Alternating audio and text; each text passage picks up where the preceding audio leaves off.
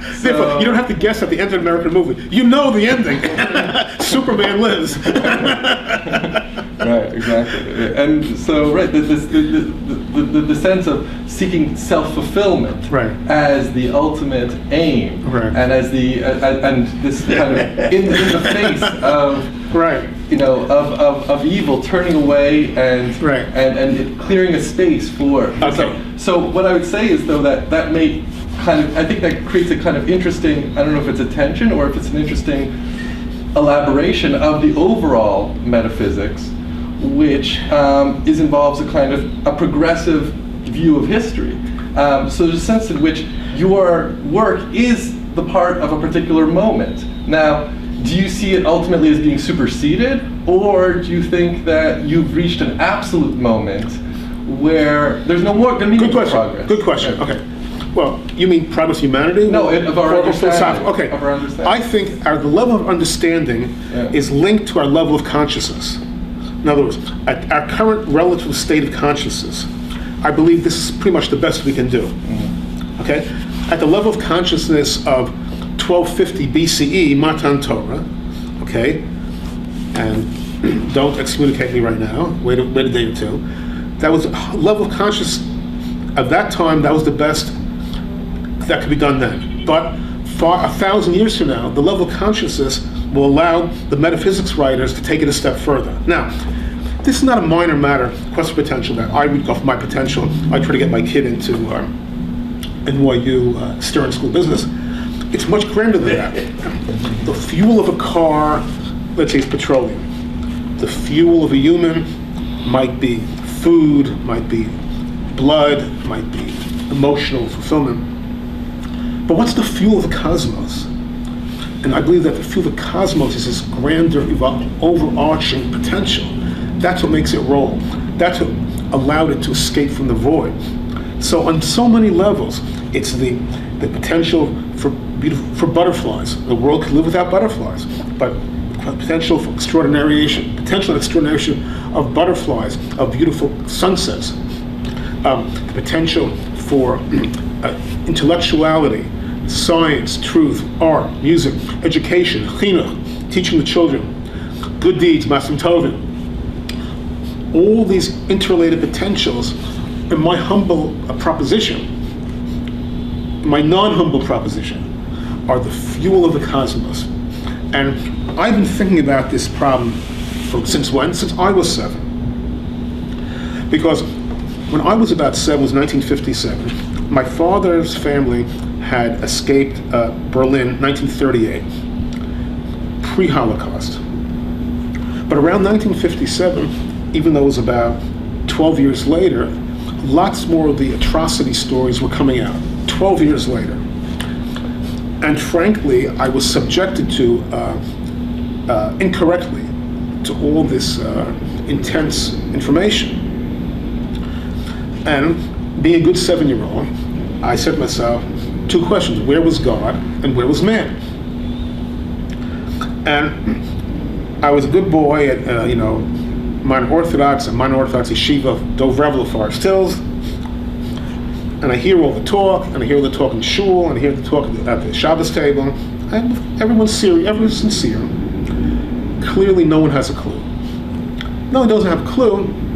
There's not even a hava meter. There's not even the beginning of an answer. So you say, well, maybe Rabbi Luban in Forest Hills doesn't have an answer. Maybe my father, Andrew Jack Birnbaum, was expelled from high school as a Nazi, he doesn't have an answer.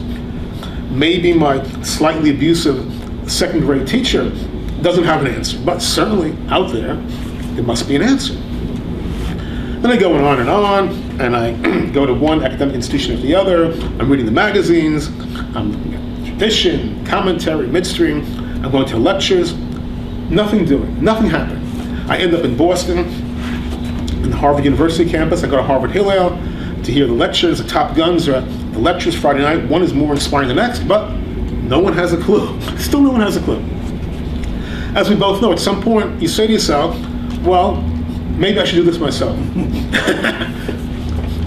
And so my working proposition, actually, I'd say roughly from age 10, 11, that if there was an answer, it was probably relatively simple, but sort of at the tip of our nose type of situation.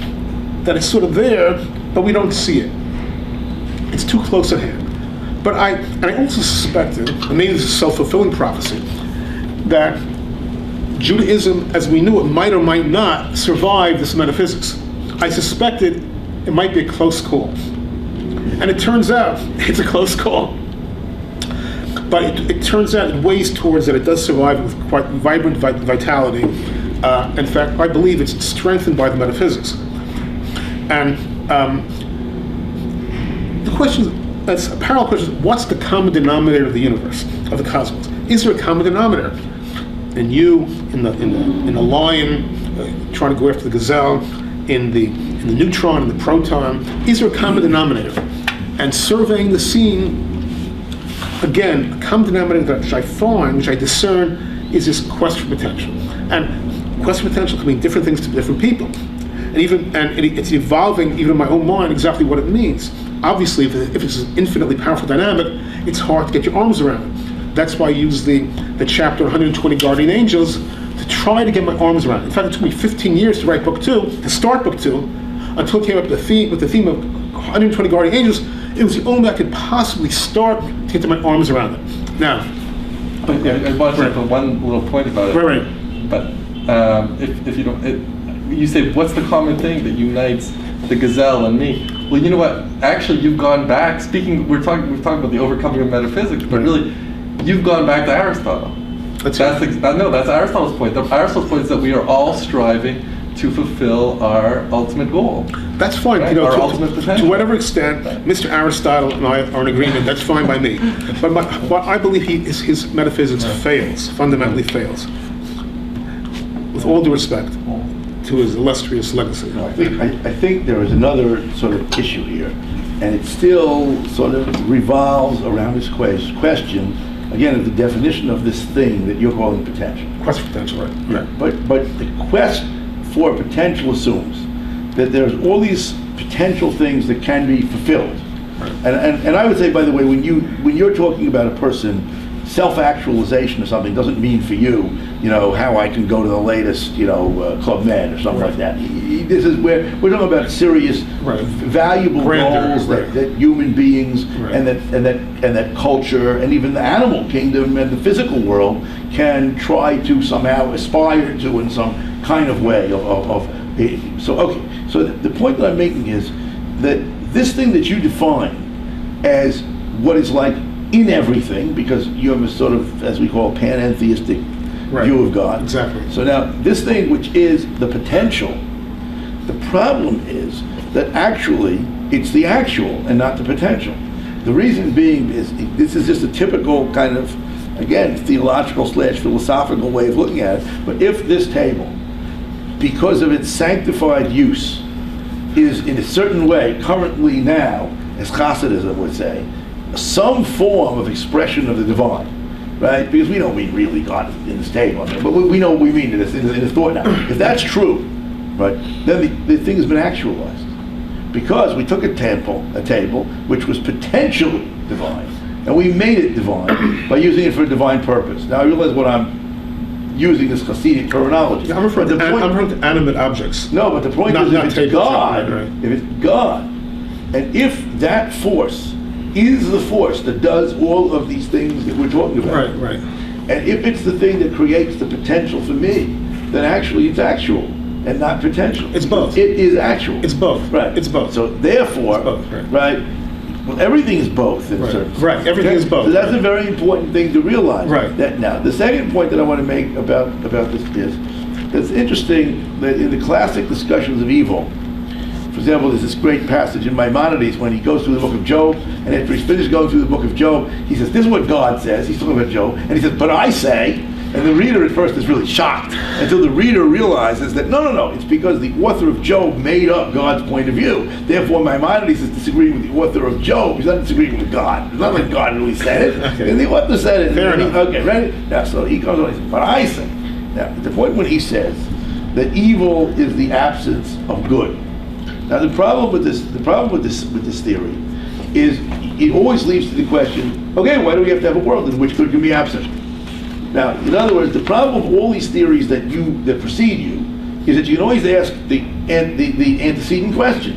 And when you answer the antecedent question, there's no answer. Like I remember the story I was once walking. Right, so you're right. So now, right. So the question that comes with you is whether there are antecedent, unanswerable questions about why, if we want to create, or I don't know if want is the right word, but if somehow the potential thing is going to lead to the development of a universe and a world and also humans, etc., who are going to quest for potential.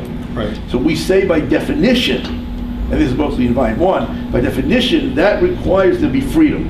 Right. Okay. Now that itself is an a priori assumption, which is true within our universe.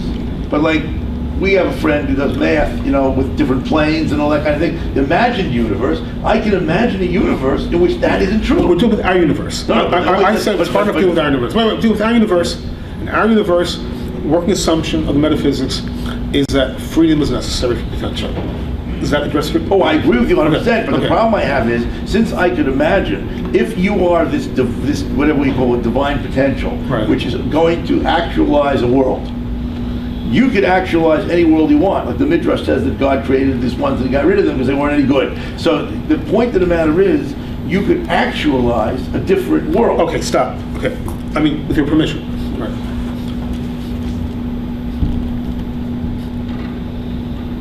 A cosmos is not so simple to create. Not for us. It's not so simple.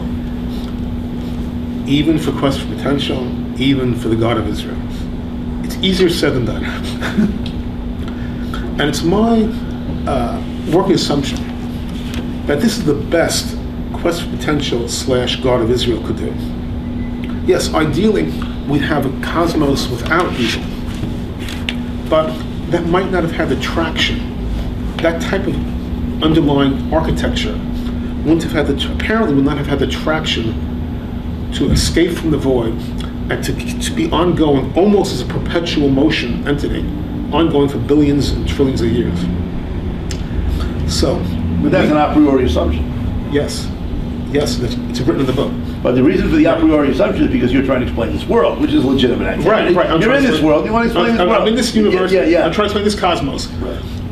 But if everything is potential, my question remains legitimate. So we're dealing, it's hard enough dealing with one cosmos at a time. It's hard enough writing metaphysics for this cosmos. In this cosmos, and coming face to face with the Holocaust, and my family was not immune from the Holocaust, outside my nuclear family. This is the best construct